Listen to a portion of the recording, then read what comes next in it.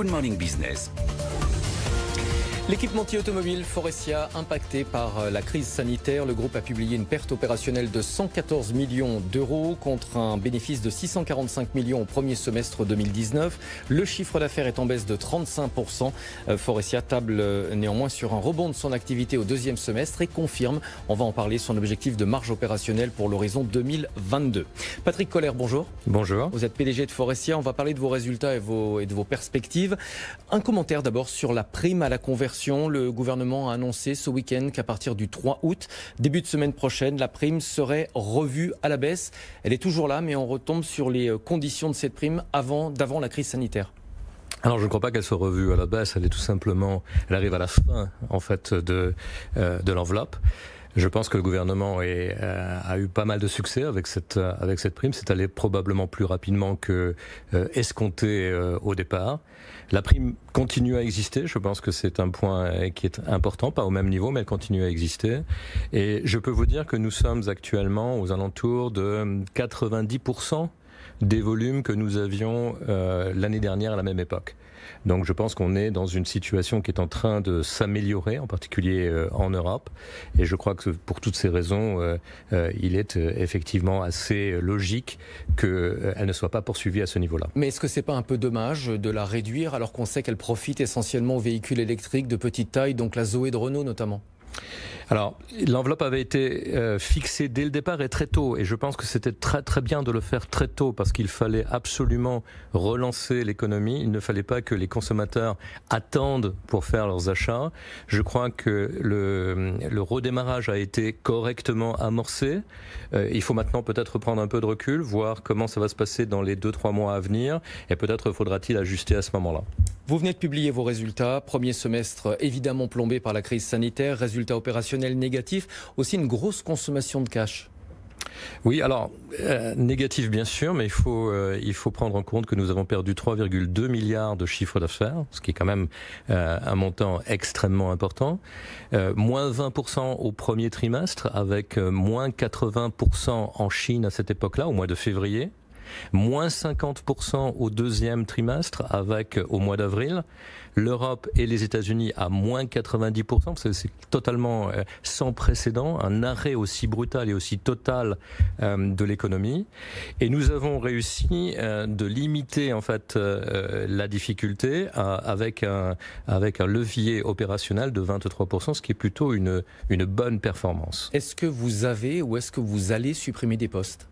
Alors il faut que nous nous ajustions bien sûr à la nouvelle conjoncture. Nous ne savons pas ce que sera le nouveau niveau de production. Je ne pense pas que nous revenions à ce que nous avons connu en 2019 avant 2023. Donc vous voyez qu'il y a quand même une période sur laquelle il va falloir que nous fassions les ajustements nécessaires. Valeo a annoncé 12 000 suppressions de postes dans le monde. Oui, moi je ne suis pas pour une annonce concernant des restrictions de cet ordre-là. Je pense aussi que le gouvernement nous a proposé du chômage de longue durée, du chômage partiel de longue durée, qui nous permet de bridger en fait la période. Je pense que tous ces outils doivent être maintenant regardés de très près et il faudra que nous trouvions l'optimum. D'ailleurs, comme on l'a réussi à le faire sur ce premier semestre. Plutôt pas mal. Comment vous anticipez la deuxième partie de l'année ? À noter, vous avez publié une guidance et c'est loin d'être le cas de toutes les entreprises. Oui, alors, je ne vais pas parler pour les autres entreprises, mais on a quand même maintenant non, mais c'est suffisamment rare pour être souligné. Merci. Nous avons une vision sur le troisième trimestre, oui. qui est plutôt assez précise. L'incertitude concerne le quatrième trimestre. Avec des risques sociaux, avec un certain nombre de risques également toujours relatifs à la pandémie. Mais nous pensons que nous devrions avoir un second semestre aux alentours de moins 15% par rapport au deuxième semestre de l'année dernière. Et c'est sur cette base-là que nous avons estimé notre guidance. Est-ce que vous pensez que la crise a été un catalyseur, une accélération de la transformation qui était déjà en cours dans l'industrie automobile ? Alors ce qui est sûr, c'est que la voiture électrique c'est une accélération. Il n'y a plus aucun débat sur l'électrification. Le seul débat que j'entends encore, c'est la période de transition qui doit maintenant être la plus courte possible. Et je pense que on sera en 2030 plus proche des 30% de voitures électriques, donc à zéro émission, que des 15% que nous estimions avant le Covid. Je pense que le CO2 et la neutralité CO2 seront également une priorité pour les entreprises et tout le monde s'y attache avec beaucoup de conviction.